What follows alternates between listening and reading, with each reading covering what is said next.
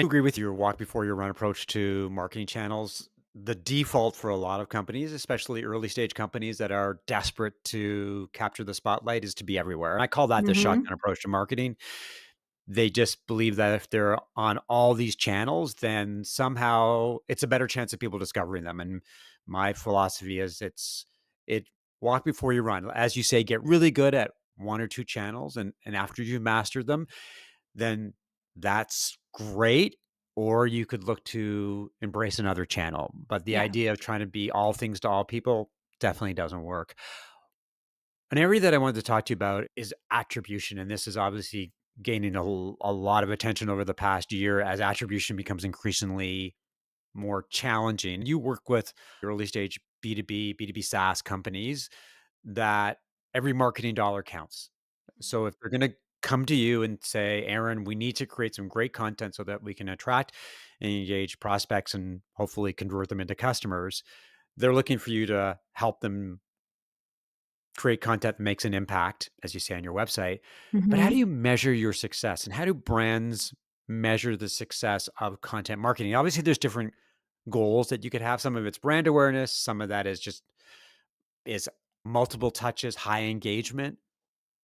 But when you're talking to prospects and clients and they ask you, how do I tell if what I'm doing with you is actually working and I'm getting my money's worth? What is Mhm. the answer? And I know it's different ways to approach that, but what do you tell them in terms of ROI? When I think of how we started off with content marketing and how I started off, it was all about increasing traffic, increasing the amount of keywords, increasing the amount of people who make it to your site and then click a button to download an ebook. And that's great. And those can be good signals that what you're doing is working. But I think that at the end of the day, what really is important is if you're driving product signups, if you're getting people to not only make it through your free product, but are you helping use content in the product journey so that they don't just churn after their free trial, but they actually become a paying customer? People think that content a lot of times is just getting people to click a button, subscribe to an email. Great, my job's done. Someone else will handle the rest. I don't think that way. I think about how content can be inserted at all different points of the journey. Again, I work with a lot of sales led companies, and sometimes they have a hybrid motion. They might have a free trial or a freemium product, but they almost always have a sales team. And again, a lot of people think content's job is to get them to request a demo. And that's a huge part of content's job for sure. That's one of the huge metrics that I look at. I look at if we are increasing the amount of high intent hand raiser leads. When I start working with a company, I'll say, how many people are raising their hand every month, quarter to talk to sales? Okay, cool. So now we're going to be tracking that over time and we're going to be attributing it to these different content marketing campaigns. But after that, then what? So, yeah, sales, they're awesome.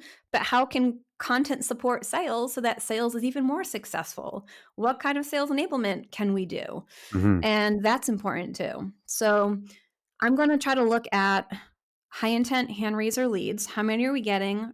Is that number increasing? And then also revenue that content either contributed to as part of the sales cycle or if it was the first touch.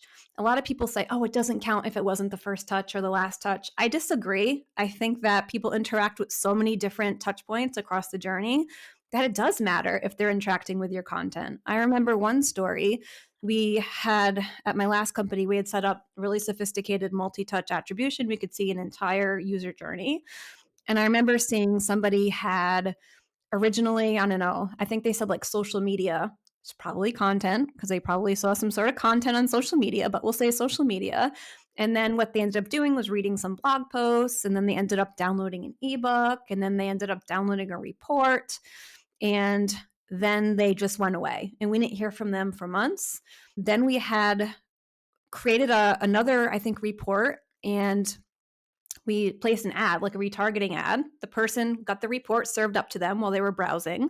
They clicked on the report. Then they saw a CTA in the report to interact with our new interactive learning center. And they created an account in our learning center. They took 3 courses and then they raised their hand to talk to sales. You could target that. You could tag so many different things. You could give credit if it was first touch just to social media. Mhm. But without content, what is social media even talking about? Without a strategic narrative or a bold point of view, what are they even talking about? You could give some of the credit to the ad because obviously that retargeted them. It helped get in front of them. And you should give some credit to the ad and to social media. But you definitely got to give credit to the content marketing campaign. And it wasn't just one campaign, it was several, right? So there was two different reports. There was that interactive learning center, there were the courses, which is digital learning. I think it's really important to understand what's working and not to get too obsessed over who owns the credit because it's really a team effort and different pieces need to work together and you should all be celebrating your success together.